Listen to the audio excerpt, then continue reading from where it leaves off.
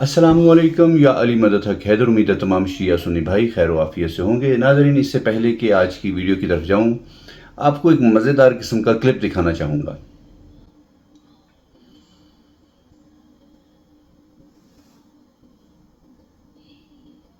ایک body builder ایک عام آدمی سے لڑ رہا ہے اور یہ دیکھیں جناب، عام آدمی نے دھکا دیا تو باڈی بلڈر سب زمین پہ، اور وہ انہوں نے پشت پہ ٹیپ بھی کر دیا ان کو. ہاں جی، تو یہ ہوتا ہے کہ جب آپ اوپر سے باڈی تو بہت بنا لیں لیکن آپ کا انٹرنل سسٹم کمزور ہو تو پھر اس طرح سے ٹیپ ہو جاتا ہے لائف میں. تو ہمیں اس چیز کے اوپر تھوڑی سی توجہ دینی ہے. دیکھیں باڈی بلڈر بھائی کی ٹانگ بھی شاید تھوڑی سی ٹوٹ چکی ہے، پتہ نہیں گھٹنا آؤٹ آف لوکیشن ہو گیا اور سانس بھی بہت زیادہ چڑھ گیا. یہ دیکھیں بولا بھی نہیں چاہ رہا.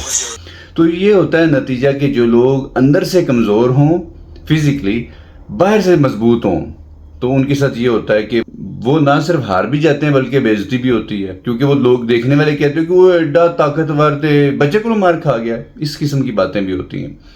آئیے اب آپ کو آج کے موضوع کی طرف لے کے آتا ہوں، کیونکہ اس کہانی کا اس موضوع سے تعلق بھی ہے.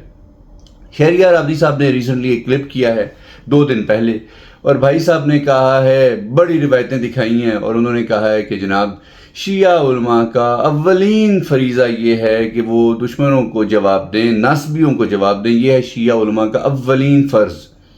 اور ناصبیوں میں انہوں نے کاؤنٹ کس کس کو کیا ہے؟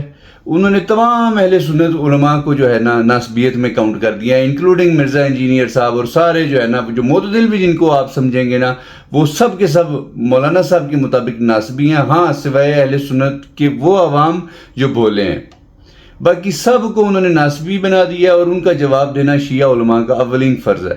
اب میں آپ کو ریفرنس نہیں دکھا رہا ہوں، ویڈیو آپ ان کی جا کے دیکھ لیں. پہلے میں بڑی محنت کیا کرتا تھا، لمبی لمبی ویڈیوز بناتا تھا، بیچ میں ٹوٹے نکال کے تو ریفرنس بھی دکھاتا تھا. اب آپ کو تھوڑا بہت میرا اعتبار کرنا پڑے گا. ہاں جی، کیونکہ اس میں کاپی رائٹ کی بھی کہانی ہو جاتی ہے اور وقت بھی بہت لگتا ہے. وقت میرے پاس آج کل تھوڑا کم ہے.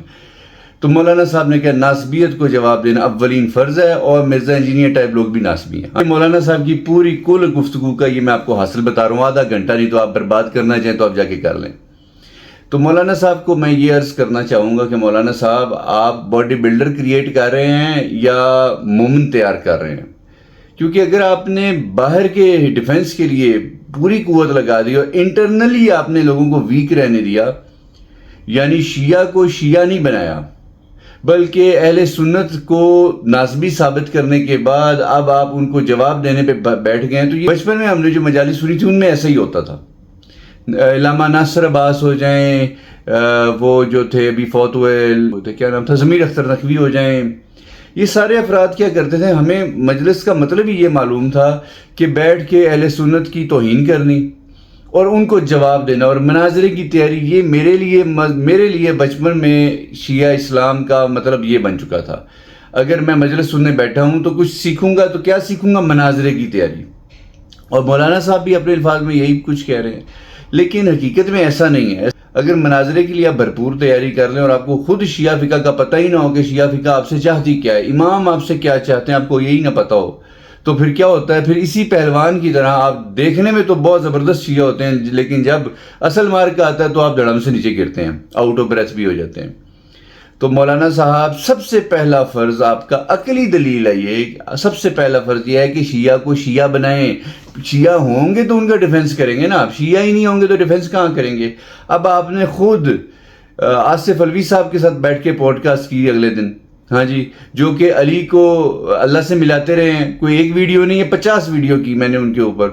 انہوں نے کہا کہ اور سن ادھر دیکھ، مولا علی نے کہا اور سن ادھر دیکھ، اللہ ایسا دکھتا ہے اپنی طرف اشارہ کر کے. آپ اس آدمی کے ساتھ بیٹھ کے پوڈ کاسٹ کر رہے ہیں. اس کے ساتھ بیٹھ کے پوڈ کاسٹ کرنا اس سے پہلے کہ اس نے توبہ کی ہو، ایسا ہی ہے کہ آپ اس کے جرم میں شریک ہو رہے ہیں. آپ اس کو اتھرائز کر رہے ہیں کہ ہاں یہ شیعہ کا چہرہ ہے.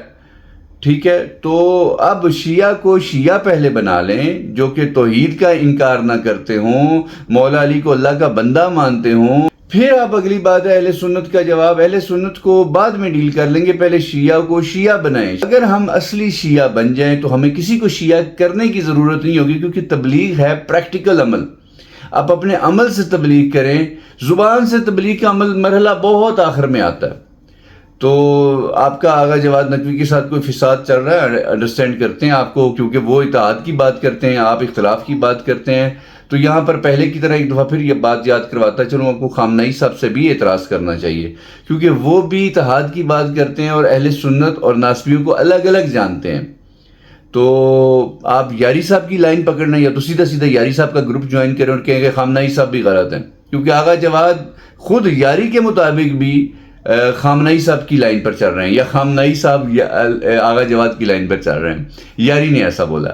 تو شہریار رابطی صاحب آپ یا تو دشمنوں کو جوائن کر لیں یا پھر خود مومن ہو جائیں اور اتحاد اتفاق کی بات کریں، نہ کہ تفرقے کی بات کریں. کہ آپ تفرقہ ڈال رہے ہیں، آپ دین کی خدمت نہیں کر رہے، آپ مولا کو سرو نہیں کر رہے، آپ اپنی پاپولیرٹی کو سرو کر رہے ہیں، اپنے ذہن میں پاپولیرٹی کو خدا بنائے بیٹھے ہیں. پلیز باز آ جائیں، پھپھے کٹن نہ بنیں. دعاؤں میں یاد رکھیں. السلام علیکم. یا علی مدد حق حیدر.